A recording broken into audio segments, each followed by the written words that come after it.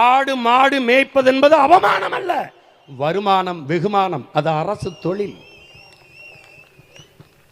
தமிழ்நாட்டின் பாலின் சந்தை மதிப்பு எவ்வளவு? 3 லட்சம் கோடி. ஏன் நீ ஆடு மாடு வளர்க்கல, மாடு வளர்க்கல? ஆந்திர முதலாளி ஏன் பாலை இங்கே கொண்டு வந்து கொடுக்குறான்? நீ என்ன, அதை விட உனக்கு என்ன வேலை? உனக்கு என்ன வேலை? என்ன வேலை? புல்லு பிடுங்குற வேலையா? என்ன வேலை? ஆடு மாடு மேய்க்கிறது அவ்வளோ அவசியம் தானடா. அப்போ அதுக்கடா நெய் ஊற்றி வக்கனையை வலிச்சு நக்குற. எதுக்கு நக்குற?